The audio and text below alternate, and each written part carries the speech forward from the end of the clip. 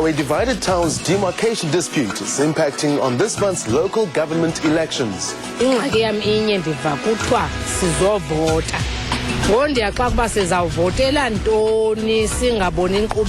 And fighting cross-border crimes in the Eastern Free State goes a long way to ensure trouble-free elections. Die landelike gemeenskap, die boere en die plaaswerkers verwelkom die terugkeer van die Suid-Afrikaanse nasionale weermag na die Lesotho-grens toe. Good evening and welcome to yet another special pre-election show. My name is Tabi Sositore. And my name is Leanne Manus. Welcome everybody. Good evening. In tonight's episode, we take a look at the thorny issue of cross-boundary municipalities and its likely effect on the local elections. Now, to all of you out there, thank you so much for your SMSs. Please keep sending them. You can do it by just sending an SMS to 33726. Begin the message with the word elect and then put the rest of your comment afterwards. Do remember that SMSs will cost you R1.50. You can also follow the broadcast on SABC2.com. And as usual, we'll begin with the show with a brief wrap of the latest election news. Here's Richard Ingram. In Johannesburg, the Congress of the People, or COPE, said its election campaign in Ekurhuleni was alive and well, and the leadership was in charge. COPE refuted an ANC claim that some 2,000 COPE members had defected to the ANC. A COPE spokesperson, Lesego Sencho, said the leaders who had defected were not from known Cape branches. They have been part of the group of individuals who disrupted our conference at Hartfeld in December 2010 by renting students from Mamelodi and other surrounding areas. This has been a trend even with their principal they've supported. In KwaMashu near Durban, the ANC president, Jacob Zuma, listened as residents spoke about their grievances, with housing their biggest concern. Residents said they wanted a change in local leaders who had failed them over the past 5 years. Mr. Zuma also visited an IFP stronghold, the KwaMashu Men's Hostel. He urged people to vote, as this was a way in which they could participate in government. It's not a useful thing to do, because whether you have voted or you did not vote, fact of the matter is that the majority of the voters will vote and determine which way the country goes. At Noordkamp in Paarl in the Boland, the ANC Women's League targeted women voters. Women's League members went from door to elicit votes for the ANC. The attitude is very positive. We do have some challenges in some areas that were visited in the Western Cape, but those are internal problems that we think that they might be sorted after the 18th and even beyond the 18th after the elections. At Uitenhage in the Eastern Cape, the COPE mayoral candidate in the Nelson Mandela Bay Metro, Smatsin Ngoyama, said voters should give his party a chance to govern and see the change. Mr. Ngoyama was on the campaign trail in Kwalanga. The metro is currently controlled by the ANC, but COPE, which fared well in the national election, hopes to build on that support. And we are sure immediately we win. And if we're given a chance by the people of the area, we'll be making a very, very big difference for the people. People will never regret for having given us that opportunity. Now, cross-boundary municipalities can be metropolitan, district or local municipalities, but their boundaries extend across provincial boundaries. South Africa currently has 16 cross-border municipalities at district, metro as well as local level. Now, when the boundaries of provinces were drafted in 1993, they posed a number of difficulties for effective and efficient local government. In a few cases, the provincial boundary divided local communities down the middle. For example, Gauteng and Mpumalanga boundary divided Benoni from Etwatwa. Now, when political difficulties prevented the adjustment of the provincial boundary, the notion of cross-border municipalities was developed. But many problems were experienced in the running of these municipalities.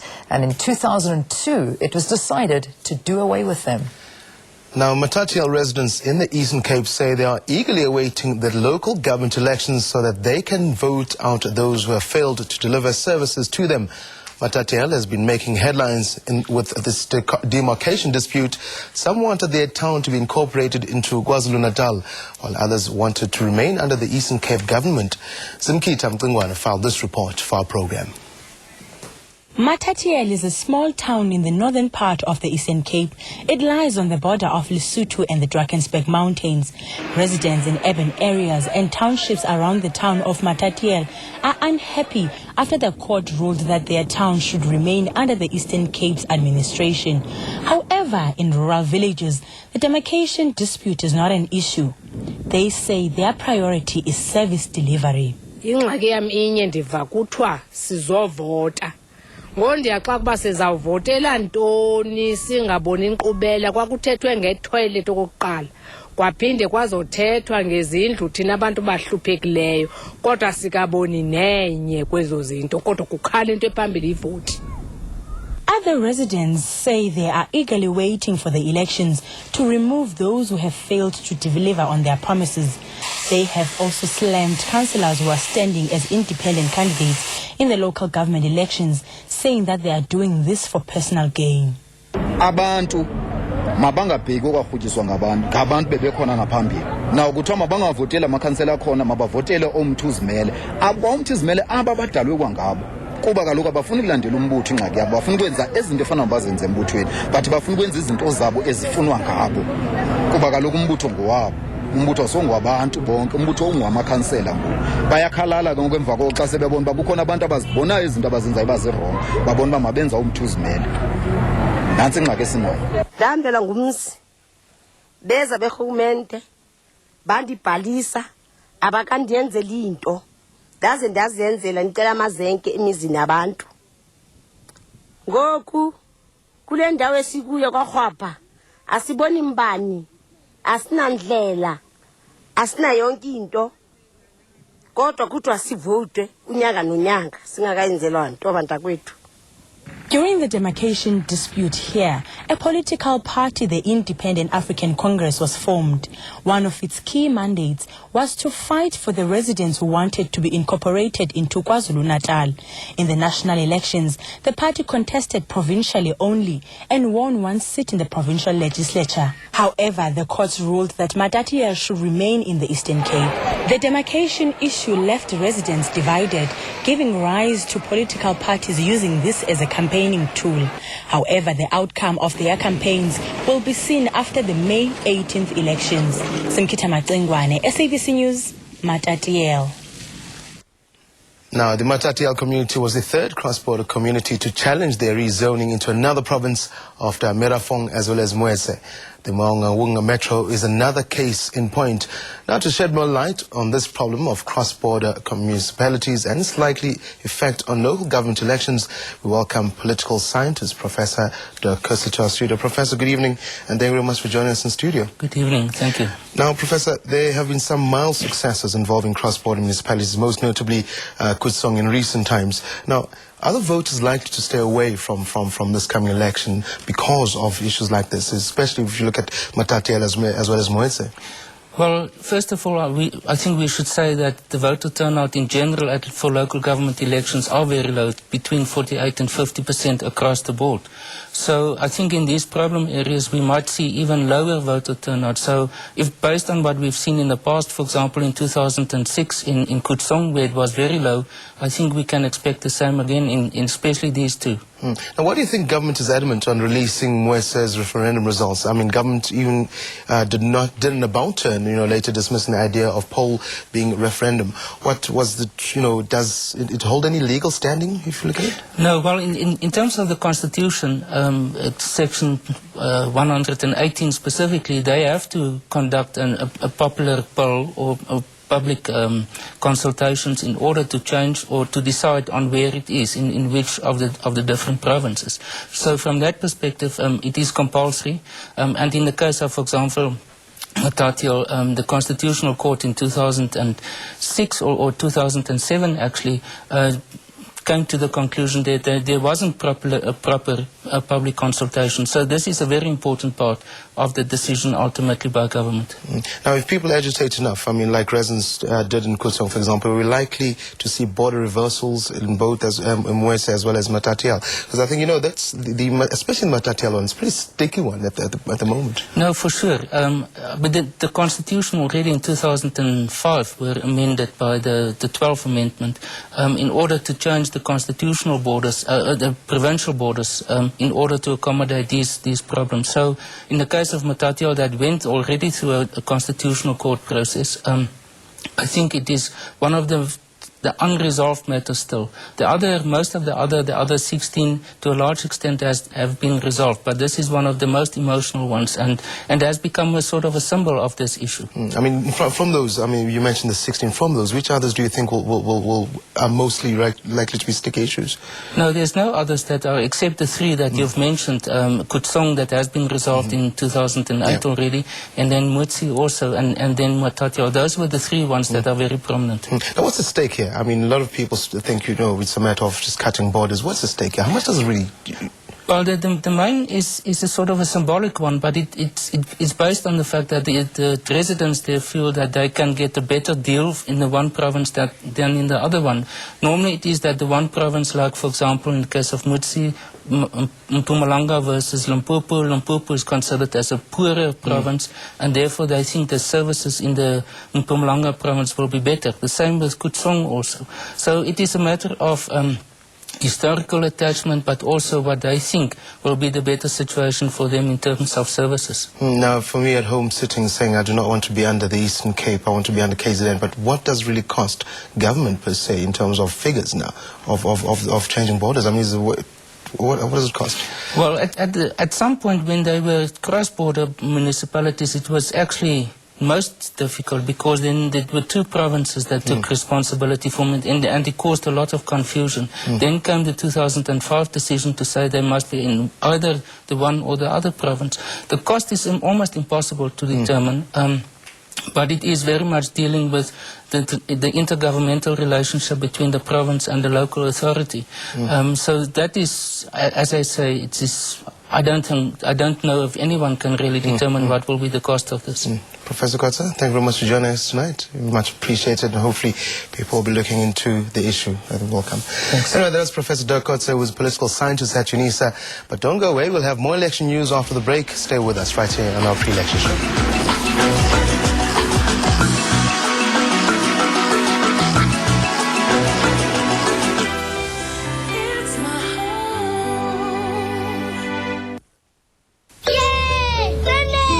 Paint between the door. Why? If you miss a single spot, that's where it starts to What?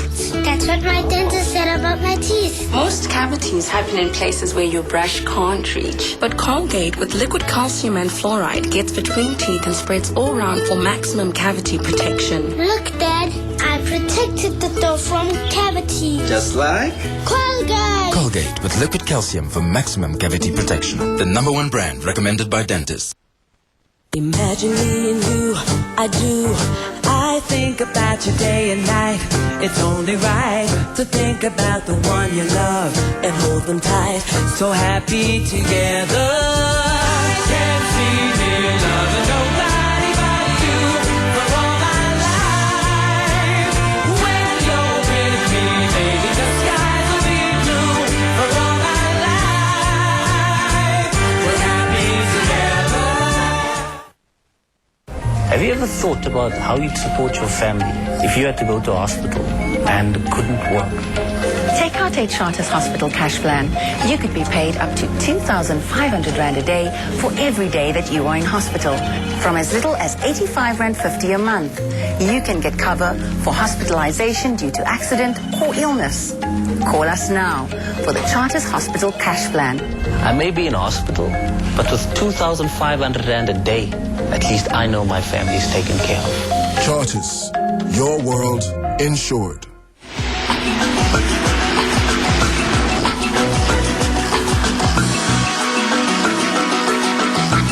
Welcome back, everybody. You're watching a special pre-election program on SABC2, and we're coming to you live from our studios in Auckland Park, Johannesburg. Now, service delivery levels remain the most talked about topic in this year's local government elections. I come from the Val. I come from a place called Palm Springs. If you go there are no roads. They provide only one tarred road for the whole place. And there's more people there. Everything, most of the services there, they fail. Ke dula Ivory Park, Maitland. A ka bona thuso ya masepala. A ke kgotsofale tiro ya masepala ba re diele selo re a vouta ha rena metsi ha rena motlhagase ga molepo ga rampheri.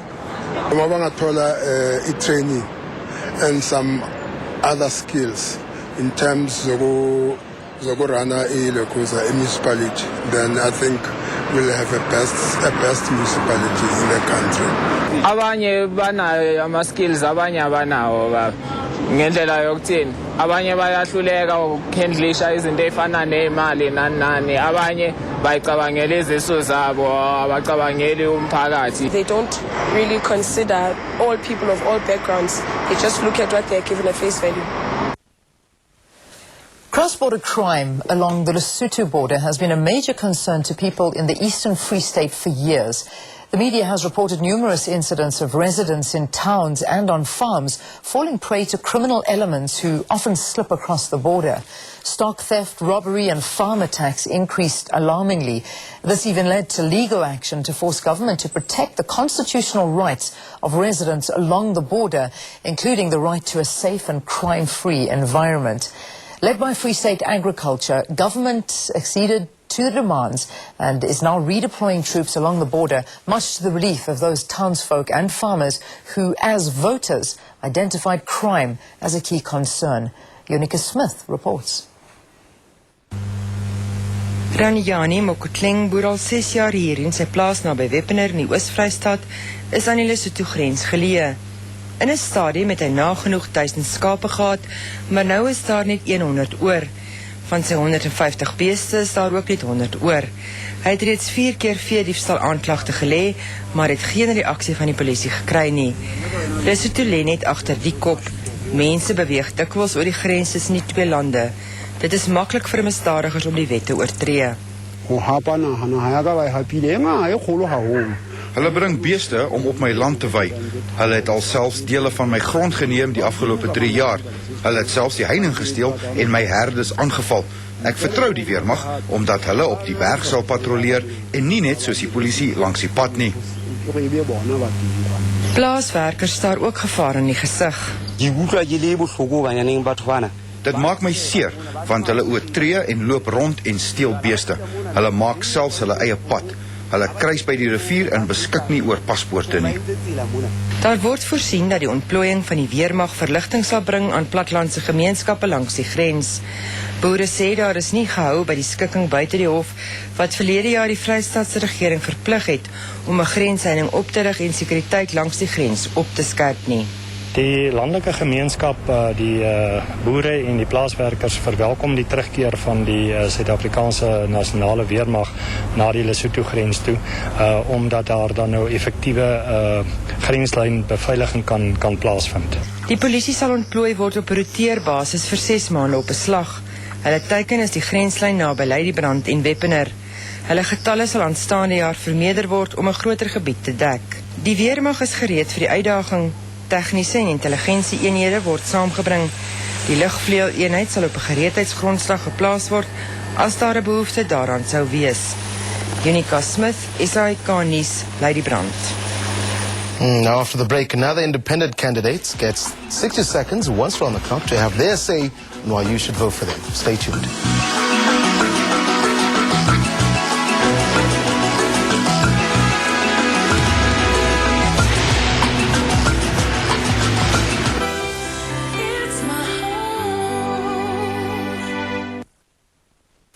We're here to see how people react when they try new Colgate Sensitive Pro Relief. I'd like you to take a sip of this ice-cold water. Oh, I don't like it.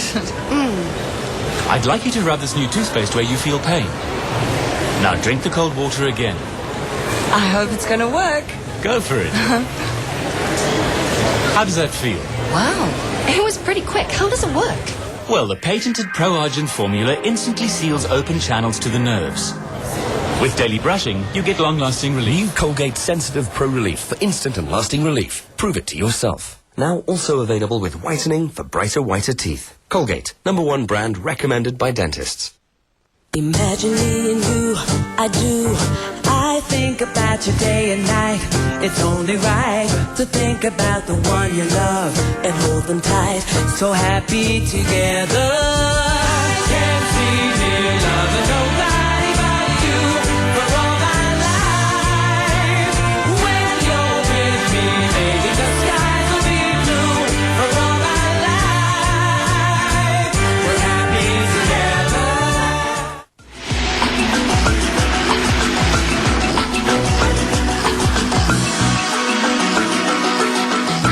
We're back with you with more election news now. Apollo Khopolong is one of the 27 independent candidates in the Northern Cape. Now, they believe that their contribution in the province will help improve the lives of people. Let's hear what they say. The ruling organization was definitely not listening to its constituency and its members. It imposed candidates that the people were not in favor of. Now, as an individual and a member of the organization, I decided to take a principled position to say, no, here is what the people need, and the organization does not respect that. On the basis of that, and the basis of the mandate I got from the majority of the residents in the community, I decided to stand for these elections as an independent candidate. The approach that will be coming up is not that different from the ruling party and other parties. What we simply will be doing is to put forward an agenda of development and growth for the community. That is to say, we will concentrate more on infrastructure development, we will concentrate more on creating job opportunities for the people, we will concentrate more on education opportunities for our unemployed youth. Now, even though the Human Sciences Research Council, the HSRC, expects a record turnout in this month's local elections, voter apathy in these type of elections is an international phenomenon. In South Africa, voter turnout in local elections has been much lower as compared to national elections. What can this be attributed to? Adriana Badia reports. Taking to the streets to force the local municipality to listen to their concerns. The community of Protea South Informal Settlement in Johannesburg has learnt that sometimes protesting does not yield results. It's been 4 weeks since the last protest, one of the many organized by this community over the years. The chairperson of the Landless People's Movement and Protea South community leader, Maureen Mnisi, says despite their protests, visits to municipal offices and court cases about housing, there has been little progress. More than 23 years ngihlala khona la eProtea South since nga-applyela indlu ngo-1996 ne, and then kuze kube manje indlu besingakayitholi, but kube nohlelo oluyela bakhona la eProtea South abantu bathola izindlu ze-RDP la ngo-1996 law project ebeyikhona, and kwenzekile ukuthi kwabenefit abanye bala eProtea South, abanye bese baqhamuka from endaweni bezi-different because bese kuneyimali bezikhokhwa, but singazi ukuthi indlela enjani le ekhokhiswa abantu abakhokhiswa zona ngoba bekuyukuthi izindlu ezakhiwa eze-RDP. The Protea South community has had enough of living in squalor without basic services. Abazali bayashona bashiya abantwana babo kuyo le nyuvat ekhona la eProtea South without any improvement eyenziwayo. So sesahlangana siwumphakathi sibonisana ukuthi yini into ekufanele siyenze manje, because we are sick and tired about our politicians. With municipal elections only weeks away, politicians and their parties are blazing fresh campaign trails across South Africa. Equally, the spate of community protests have increased over the years. The reasons include concern over a lack of service delivery, corruption, and lately, disagreement over candidate lists. But for many in these constituencies, the looming municipal elections garner little, if any, thought. For others, it is seen as an opportunity to have their voices heard. A comparison of the previous local and national elections turnout shows that while less than 50% show up for elections, the turnout for national elections is nearly double that figure, at about 80%. IDASA's political and social analyst, Joe Mavuso, says there are reasons why countries experience voter apathy. The question is, to what do we apportion the rationale or the reasons to this apathy? Well, generally we can conclude that it is the people's disenchantment, or people who are indifferent, or people who are having issues with government in general. For 21-year-old Wits student Ayabonga Kawe, these municipal elections are nothing more than a futile exercise. Ayabonga is an active member of the radical group Blackwash. Its members do not take part in elections, whether local or national. They say the entire political system in South Africa needs to change. The moment people begin to realize that, whether we like it or not, we have the power in our hands, as has been shown, in Egypt, Tunisia, Libya, Jordan, and those countries, where the people have just said, you know what, we think these people should go. Electoral Institute of Southern Africa's Ibrahim Fakir does not necessarily believe South African voters are apathetic or disinterested. Now, the idea that South Africans are apathetic is not an idea which actually stands to scrutiny, because though turnout levels might be lower at local government elections, it is better than it is internationally, firstly. And secondly, South Africans regularly take to the streets. They vent their frustrations at local government, at other levels of government, and they do so through this kind of social protests, what some people call service delivery protests. So I think that levels of interest, levels of awareness are particularly high, but whether that will translate into participation on voting day is a different question. And I'm not sure that, given our experience over the last two elections, that it will dramatically increase this time round, even though it has been declared a public holiday. But for Maureen Mnisi and the community of Protea South in Johannesburg, 23 years has just been too long in the making. Kusuthi kudlala ngathi isikhathi sokuthi kunokuthi uhlala ungayovota hamba vota but wenza change ku voting station to vote another party ezokbenefitela. Experts say they don't expect change in this election because voter apathy is a complex phenomenon.